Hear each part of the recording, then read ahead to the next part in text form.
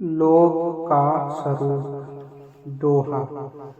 काम क्रोध और लोभ की जब लग घट में खान, तुलसी पंडित मूर्खा दोनों एक समान। अर्थ, गोस्वामी तुलसीदास जी कथन करते हैं कि जब तक जीव के मन में क्रोध, लोभ, मोह व अहंकार आदि पांचों शत्रुओं का साम्राज्य बना हुआ है तथा वह अपने मनुष्योचित कर्तव्य से विमुख है, उस अवस्था में पंडित, विद्वान व मूर्ख दोनों एक समान ही हैं। इसी नगर में एक महात्मा जी आश्रम बनाकर रहा करते थे। उनके पास सत्संग सुनने के लिए अत्यधिक जिज्ञासा लिए हुए व्यक्ति आया करते थे। महात्मा जी ने एक दिन लालच बुरी बला है इस विषय पर सत्संग किया कि लोभी मनुष्य लालच के वश में होकर अपनी बुद्धि को खो बैठता है। विचारहीन हो जाने के कारण वह मनुष्यता के पद से पतित हो जाता है। इसीलिए प्रत्येक मनुष्य को लालच से बचना चाहिए। सत्संग मंडली के उन श्रोतागण में एक जौहरी भी आया करता था। उसको यह बात अच्छी ना लगी, अतएव महात्मा जी से उसने कहा कि महाराज, आप जो फरमाते हैं कि लालच बुरी बला है, सो मुझे यह तो बताएं कि लोभ वस्तुतः क्या वस्तु है। इसका प्रत्यक्ष में कोई प्रमाण तो दिखाइए कि लोभ का प्रत्यक्ष स्वरूप कैसा है तथा लोभी व्यक्ति कैसे बुद्धिहीन हो जाता। महात्मा जी ने कहा कि फिर कभी आपको उसका प्रत्यक्ष रूप दिखा देंगे। कई दिन बीत जाने पर भी उस जौहरी भक्त का प्रश्न न भूला था। संत जी ने अपने आश्रम पर एक पालतू कुत्ता पाल रखा था। नगर के कई सेठ साहूकार महात्मा जी के अत्यंत श्रद्धालु थे। एक दिन महात्मा जी ने एक सेठ से कहा कि हमें कुछ समय के लिए एक कीमती लाल की आवश्यकता है। उस सेठ भक्त ने बिना कारण पूछे ही दूसरे दिन संत जी को लाल लाकर दे दिया, जो कि हजारों का मूल्य रखता था। संत जी ने उस लाल को लेकर आश्रम के कुत्ते के गले में पट्टे के साथ बांध दिया। नित्य की भांति जब सब प्रेमी जन प्रवचन श्रवण करने के लिए आए तो उनमें वह जौहरी भी आया। तत्पश्चात संत जी ने प्रतिदिन की भांति सत्संग आरंभ किया। कुत्ता भी सब संगत के पीछे एक कोने में जूता के पास बैठा था। जौहरी ने देखा कि आश्रम के कुत्ते के गले में आज एक कीमती लाल बंधा हुआ है। वह आश्चर्यचकित हो दिल में कहने लगा कि यह महात्मा लोग क्या जाने इतना मूल्यवान लाल एक कुत्ते के गले में बांध रखा है। जितनी देर सत्संग होता रहा, संगत तो पूर्ववत सत्संग सुनती रही, परंतु जौहरी तो कुत्ते का ही ध्यान लगाए रहा। अंत में सत्संग समाप्त होने पर जब सब संगत घरों को चली गई, तब वह जौहरी वहीं आश्रम में ही बैठा रहा।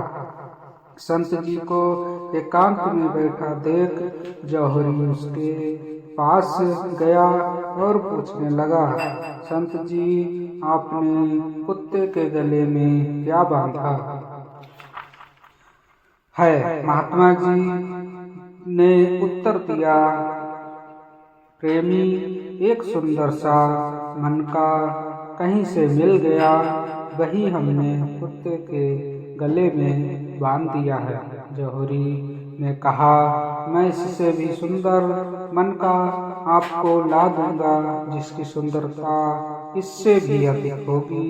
वह आप कुत्ते के गले में बांध देना और यह मुझे दे दो। महात्मा जी बोले, यही मन का ही बंधा रहने दो। हमने कौन सा कुत्ते को प्रदर्शनी में भेजना है जो इससे बढ़कर सुंदर मन का इसके गले में बांधे।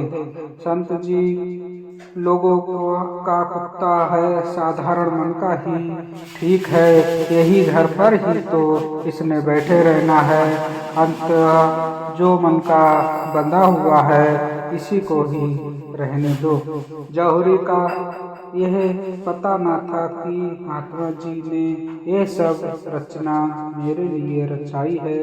जौहरी ने कई प्रयत्न किए कि किसी उपाय से यह लाल मुझे प्राप्त हो जाए, क्योंकि वह जानता था कि इसका मूल्य कई हजार रुपए तक का है। उसके बार बार आग्रह करने पर भी संत जी ने एक ही उत्तर दिया कि कुत्ते के गले में यही मन का बंधा रहने दो।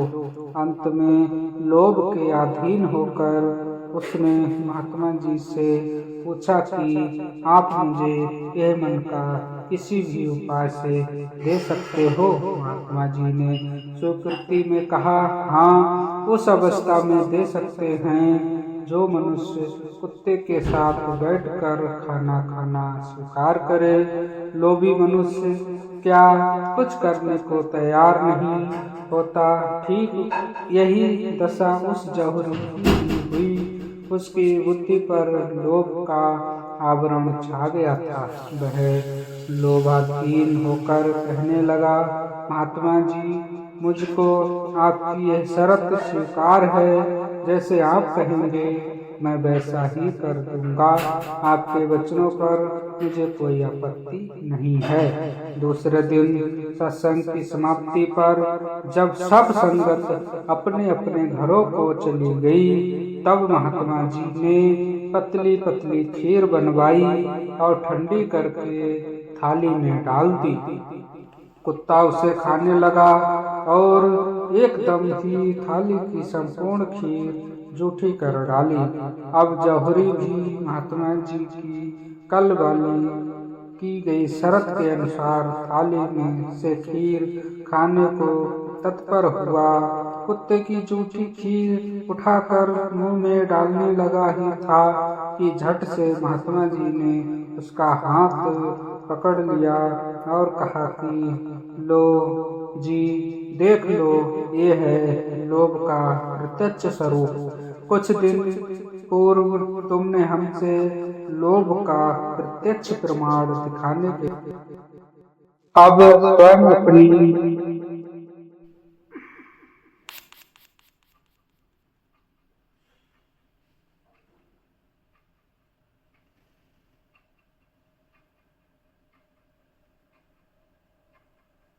आँखों से देख लो कि आज तुम लोभ का रूप बने हुए हो तथा लालच के वशीभूत होकर एक कुत्ते की जूठी खाने को तैयार हो गए।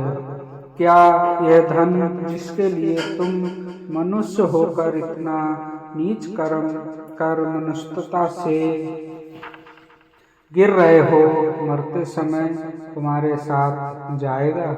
जौहरी भी संत जी की चेतावनी से अपने किए हुए पर बहुत लज्जित हुआ और उसके चरणों पर गिरकर क्षमा याचना करने लगा तथा भविष्य में लोभ आदि का परित्याग कर सत्संग व संत जी की सेवा में लग गया।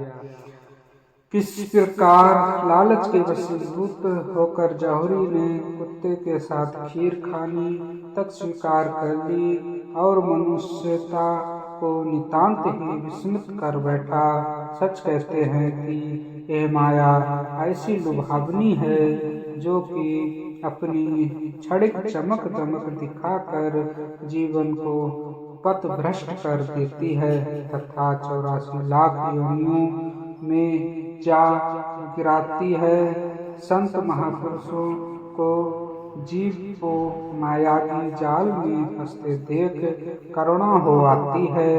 वे मानव मात्र के प्रति बार बार यही उपदेश करते हैं कि प्रत्येक मनुष्य को अपनी मनुष्यता की सीमा में ही सीमित रहना चाहिए। प्रारब्ध अनुसार जीव को जो कुछ भी मिलता है उसी पर संतुष्ट रहकर निष्काम कर्मों की ओर अग्रसर होना चाहिए।